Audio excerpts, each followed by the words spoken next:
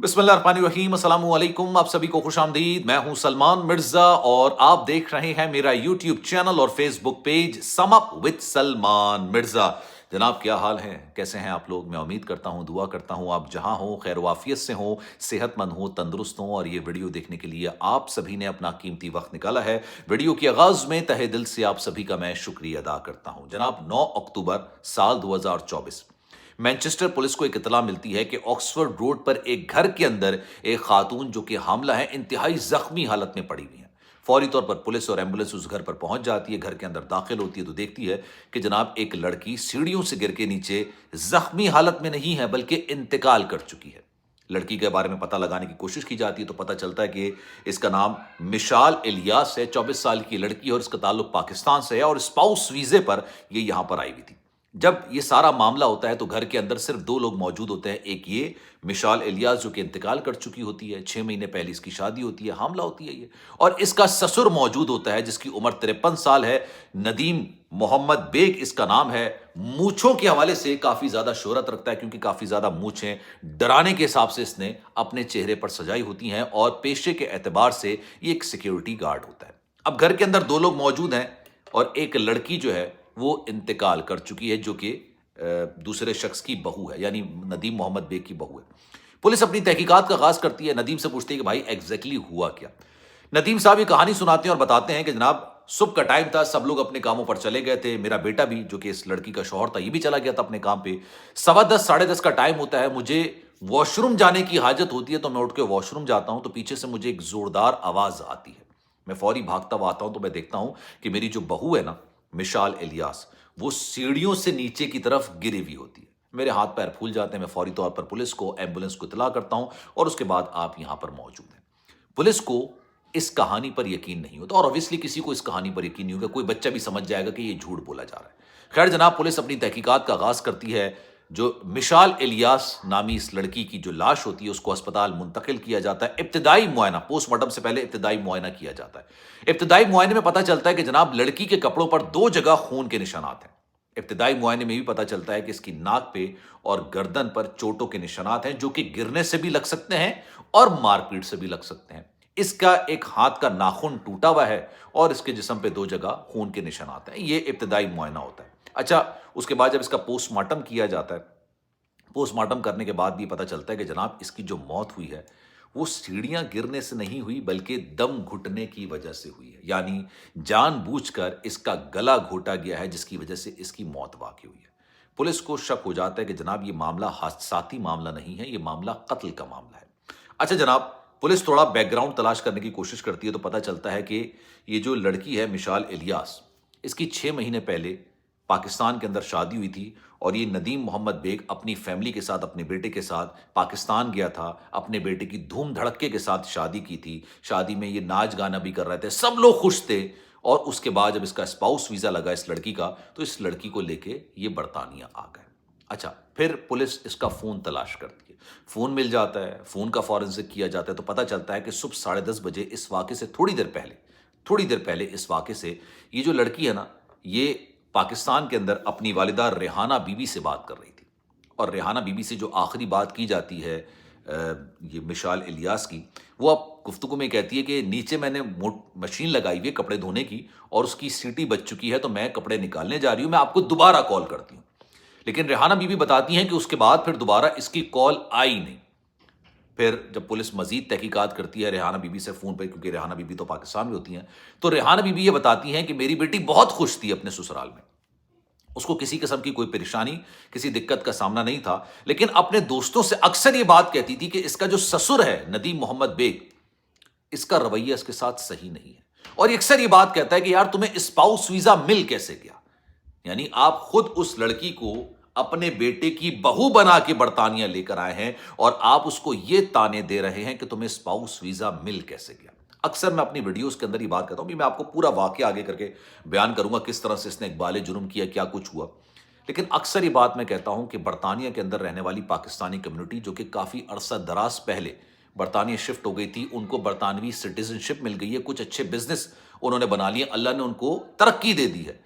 उनमें से कुछ लोग ऐसे हैं जिनकी गर्दन के अंदर सरिया आ गया है, जो ये समझते हैं کہ جہاں سے وہ اٹھ کر آئے ہیں وہاں پر جو لوگ ہیں وہ ان کے جوتے کی نوک کے نیچے ہیں. مطلب پاکستان سے ہی جس معاشرے سے وہ اٹھ کر آئے ہیں, آج اللہ نے ان کو عزت دی ہے, آج ان کے پاس اپنا بزنس ہے, اپنا ان کا گھر ہے, سٹیزن شپ ہے انگلینڈ کی, اور ان چیزوں کے بلبوتے پر ان کی گردن میں اتنا سخت سریا آ گیا ہے کہ ان کو لگتا ہے کہ جو پاکستانی عوام ہے وہ ان کے جوتے کی نوک کے نیچے ہے. یہ ان کی مینٹالٹی ہے, اور یہی اس شخص کی مینٹالٹی تھی.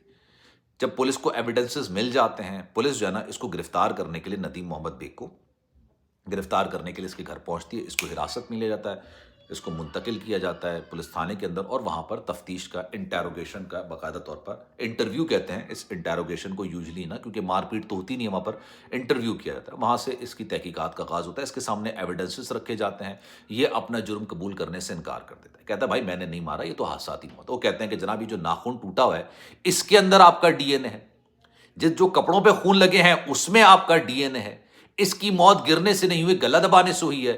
گھر کے اندر سی سی ٹی وی کیمرے جو موجود ہیں ان سے یہ صاف سا لگا ہے کہ 10:15 بجے سے پہلے, جب یہ واقعہ ہوا 10:15 بجے سے پہلے تمام لوگ گھر سے جا چکے تھے, صرف 2 لوگ گھر کے اندر تھے, ایک مر گیا ہے اور دوسرا زندہ ہے. تو آپ ہی کو پتا ہوگا کہ گھر کے اندر کیا کچھ ہوا, لیکن یہ اپنا جرم قبول کرنے سے انکار کر دیتا ہے. معاملہ جاتا ہے مینچسٹر کراؤن کورٹ کے اندر, کیس چلتا ہے, اس کے وکیل ہوتے ہیں, وہ پوری جان لگا دیتے ہیں کہ بھائی یہ حادثاتی موت ہے, ہمارے موکل نے سب کچھ نہیں کیا. لیکن پھر اس بات کو تسلیم کیا جاتا ہے, یہ تسلیم کرتا ہے کہ ہاں میں نے اپنی بہو کو صرف اس لیے مارا کیونکہ اس کا اسپاؤس ویزا لگ گیا تھا. آپ سوچئے, مینٹالٹی دیکھیے, آپ اپنی رونت فستائیت اتنے آگے نکل گئے ہیں کہ آپ کو لگتا ہے کہ جس لڑکی کو آپ اپنی بیٹے کی بیوی بنا کے لائیں, اپنی بہو بنا کے لائیں, بیٹی کا درجہ آپ کو اس کو دینا چاہیے. لیکن چونکہ آپ پاکستان سے لے کر آئے ہیں, آپ کے پاس برطانوی سٹیزن شپ ہے, برطانیہ کا پاسپورٹ ہے, آپ سمجھتے ہیں پاکستانی پاسپورٹ والا آپ کے جوتے کی نوک کے نیچے ہونا چاہیے.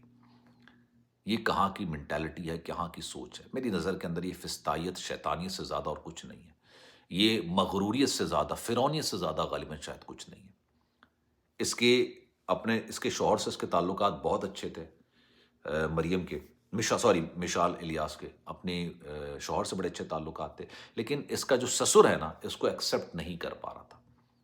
کبھی اس کے کھانے میں کوئی برائی نکالتا تھا, کبھی کسی چیز میں برائی نکالتا تھا, گھر میں نوکرانوں کی طرح سے کام کرایا جاتا تھا. کام کرانا بھی کوئی ایشو نہیں ہے یار, مرد اگر باہر کام کرتا ہے تو بیوی گھر میں ہی کام کرے گی نا یار. مطلب اکثر لوگ اس بات پہ ناراض ہوتے ہیں کہ گھر میں بیویوں سے کام کرایا جا رہا ہے. بھائی آپ نہیں کرو گے تو کیا باہر والی بیوی آ کے کرے گی کیا؟ مطلب ایک عجیب سی سوچ ہے. مرد اگر باہر جا کے نہیں کمائے گا تو کون کمائے گا؟ یہ دنیا اسی طرح چلتی ہے, یہ معاشرہ ہے. لیکن اس کو تنگ یہ کرنا کہ تم نے جو کپڑے دھوئے ہیں وہ صحیح سے نہیں دھوئے ہیں, تم نے جو کھانا بنایا وہ صحیح سے نہیں بنایا, تم جو صفائی کر رہی ہو صحیح سے نہیں کر رہی ہو, اس کو بار بار پاکستانیت کا ایک تانا دیا جاتا تھا, ایک تذلیل کی جاتی تھی. ایک آپ کو جب تذلیل, آپ کی ضلالت آپ کو فیل کرانے کی کوشش کی جائے نا سامنے والے, ایک تو ہوتا ہے ذلیل کرنا, ایک سامنے والے کو یہ فیل کرانا کہ میں آپ کی تذلیل کر رہا ہوں, آپ کو ذلیل کر رہا ہوں, یہ ایک بڑا گندی فیلنگ ہوتی ہے. اللہ ہم سب کو, ہمارے دشمنوں تک کو اس فیلنگ سے, اس احساس سے باقاعدہ طور پر محفوظ رکھے. میں دل سے یہ دعا کرتا ہوں. لیکن آپ اکثر لوگ مجھے یہ بات کہہ رہے ہوتے ہیں, انسٹاگرام پر لوگ رابطہ کر رہے ہوتے ہیں, بات کر رہے ہوتے ہیں, یار اب آپ یہ سوچیے, معاملہ جب کورٹ کے اندر گیا ہے, یہ معاملہ پولیس کے پاس گیا ہے, پوری دنیا نے یہ معاملہ اٹھایا ہے, ہر جگہ یہ سارا معاملہ چل رہا ہے. میں اکثر یہ بات کہتا ہوں کہ پاکستان سے زیادہ تر جو لوگ نکلنے کی کوشش کرتے ہیں ان کی منزل ہوتی ہے برطانیہ. بھارت سے جو لوگ نکلنے کی کوشش کرتے ہیں ان کی زیادہ تر منزل ہوتی ہے امریکہ, یو ایس اے.